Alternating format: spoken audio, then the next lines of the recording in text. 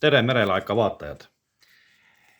Hiljuti küsis minu käest üks imeilus tütarlaps, et kus kohas saab kuulda raadioamatööride vestlusi, vestlusringe ja võistlusi ja nii edasi. Ja ma ütlesin sellele imeilusale tüdrukule, et on olemas selline koht nagu Levira STR, et sealt saab siis kuulata. Loomulikult ta siis leidis ka selle koha üles, aga ma tahan täna teile ka seda näidata, merelaeka vaatajad. Ja alustuseks siis räägin sellest, et see siis on internetis kuulatav lehekülg, kus saab kuulata raadioamatööride vestlusi. Ja on ta siis WebRx, Open Source, STR, Web App, For ja nii edasi, Levira. Ja ma nüüd näitan teile, kuidas see siis toimib. Kõigepealt on siis see, et leiate üles Google'i kaudu või kuidagi mujal selle aadressi. Ja nüüd siis edasi on klikk sinna peale. Ja avaneb teile siis lehekülg.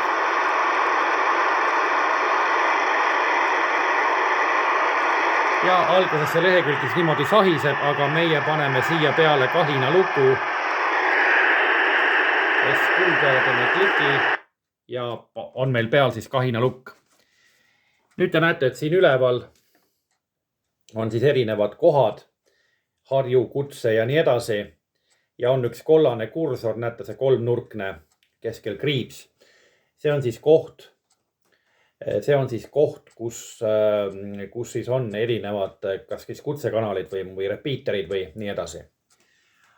Ja kui ma siis praegu nüüd siit võtan nüüd siis selle raadiojaama, mis mul siin kõrval on, lähen kutsekanali peale ja vajutan siit nuppu.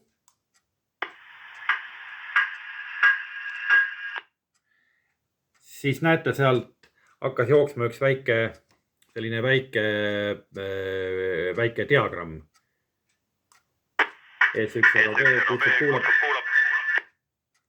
Ja näete, nüüd see diagramm läks punaseks ja kollaseks, kui ma rääkisin.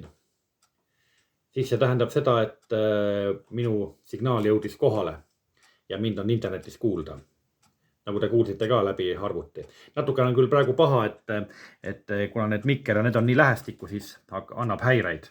Aga ma katsun rääkida lühemalt. Aga kui vestlused ei ole mitte ainult kutsekanali peal või kutsungid tegelikult kutsekanali peal ei saagi vestlusi otseselt pidada, siis tuleb minna meil kõrvale. Ja näete, siin praegu ka üks kõrval jookseb praegu üks diagramm. Vaatame, kui klikime siia selle diagrammi peale.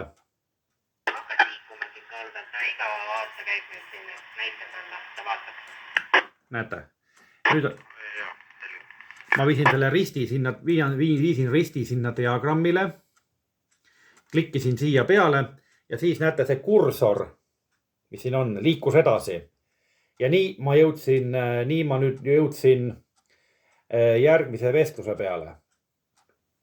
Ehk siis järgmises kohas, et kuulata, mis siis räägitakse mõnes teises kohas. Nii, ja nüüd teen ma ka sellise asja, et ma näiteks lähen teisele sagedusele.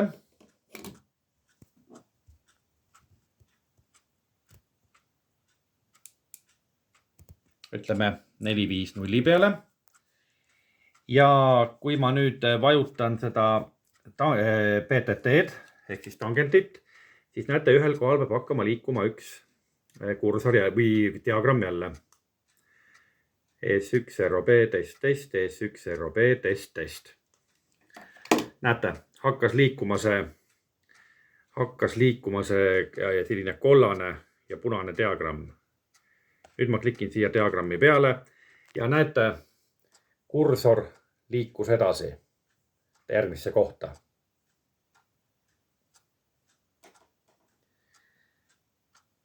Ja nüüd siin nurgas te näete, on juhtpaneel. Kursoriga klikkimine võib-olla igale poole, iga kord kõige paremat võib-olla tulemust ei anna. aga siis on see, et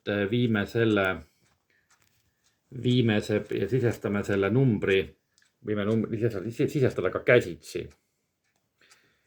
Kustutame natukene siit ära, paneme 0 ja enter. Nii. Ja nüüd siis kuulame uuesti. S1ROB, test. Ja näete. Niimoodi te kuulsitegi nüüd mind rääkimas. Et selle numbrite abil ja selle kursori abil liikusime siis õigesse kohta. Näete, siin see diagramm veel jookseb, kollane kursor on selle kohal. Ja selle numbripaneeli abiga siis sisse toksida ja enter, siis saate kätte õige sageduse ja kuulete mind ja teiste sageduste rääkimiselt. Nii, näitan veel. S1ROB, kutsub kuulab ja kas mind on siin sagedusel kuulda.